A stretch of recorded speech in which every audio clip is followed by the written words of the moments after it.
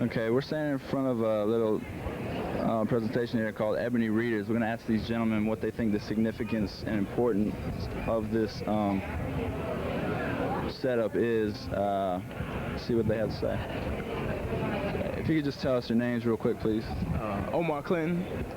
Courtney Rollins.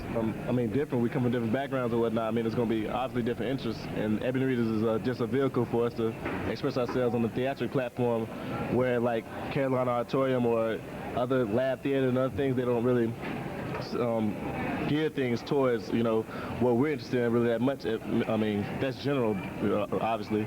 So Ebony Readers allows us to do that. So as the BSM addresses a lot of issues that normally wouldn't come up at on a white campus or whatnot that needs to be addressed. So I think it's a good thing. Everyone can be involved in it, but it's just a matter of addressing things that interest us, addressing things that concern us and all. And this is the way. What's on campus personally is when organizations have activities, they have them just for one cultural group. Right. Like for instance, it may not be meant that way, but Ebony Readers usually the majority of black people come. Some of the lab theater productions, the majority of white people come. And I think what needs to happen is we need to start inviting other cultures to our activities. Like for instance, we try to make it open to everybody, and it just tends to happen that only the blacks come.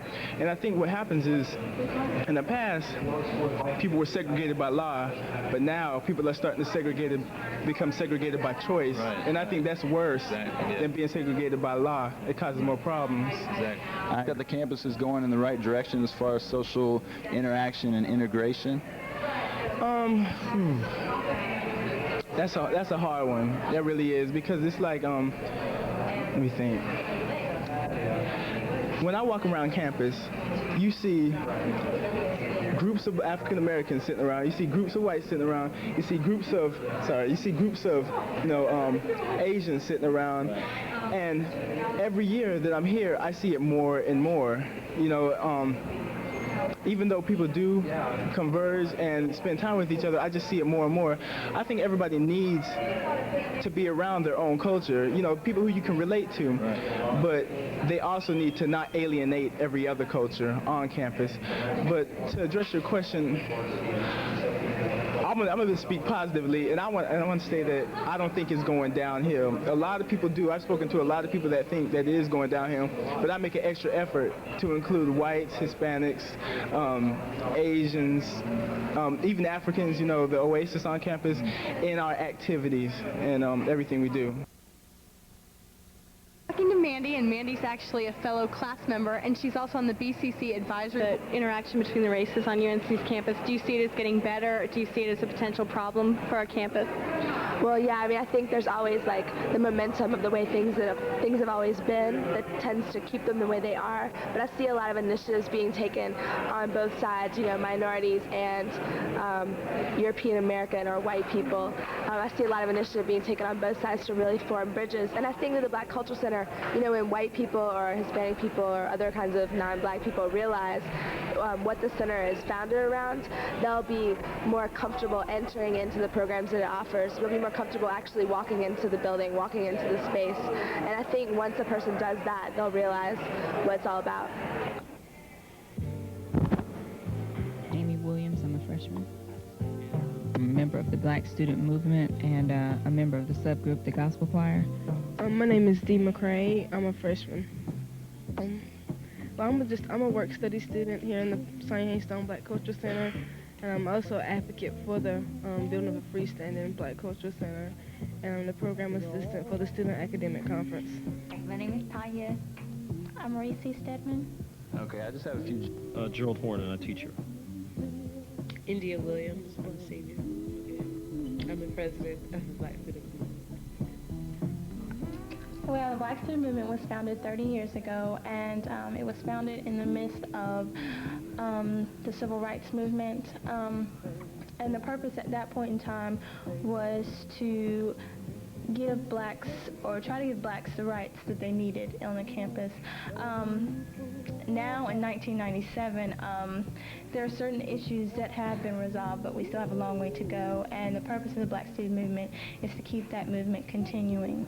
Back in the 1960s, when this movement was formed, a lot of issues, a lot of issues were being discussed, and the need for a voice, central voice for black students was very crucial. And since then, the issues haven't been as intense, but there's still been issues that we need to move against. So we're celebrating the 30th anniversary this year, and so that's very monumental and a time for us to look back and see, you know, what have we accomplished in 30 years and what do we plan to accomplish in the future.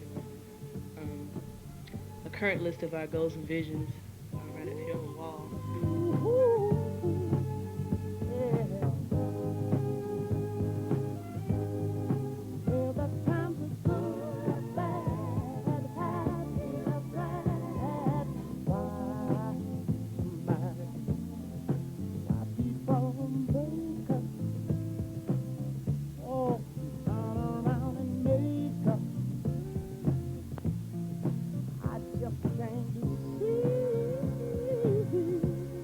Think that the Black Student Movement is very useful and needed on campus because blacks, minorities only represent a small percentage of the university. And if there's nothing for them, you know, to look forward to, and they're surrounded by things that are not, you know, like them or whatever, then they're gonna feel, I guess, alienated and, you know, kind of like a small fish in a big pond, basically. But our main purpose is to educate blacks along with other members of other races on campus as to the importance of establishing good race relations. And approximately right now there are about 400 members. And of that, what's the percentage of white members? No, I haven't noticed a large number. But I mean, like when I go to meetings, there are white people present. I mean, every meeting I have been to, there have been white people present, but I don't know the numbers. But no, I haven't noticed a large number, but we do encourage them to come, or we encourage anyone, any race. They don't just have to be white, black. We encourage Asian Americans, Indians. We do have a large Native American show out sometimes. Well, not large, but, you know, a Native American show out, as well as Hispanic culture. So we see lots of diversity. There's one from pretty much every race, one person representing each race. As a matter of fact, one of my good friend's roommates is white, and my good friend is black, and his roommate is white, and he joined, and he hangs out with us all the time. You know, we always go to the BSM meetings together, as a matter of fact. So that's one of the ways to encourage new membership or encourage various races to come and join. It's not exclusive at all. We try to be very inclusive, and I think we have done a very good job of doing that. And people still have those stereotypes about these organizations.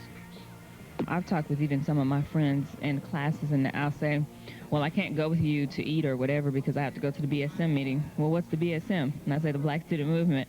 What do y'all do? And then I have to explain to them what we do. Well, is it only for blacks? What steps would you like to see not only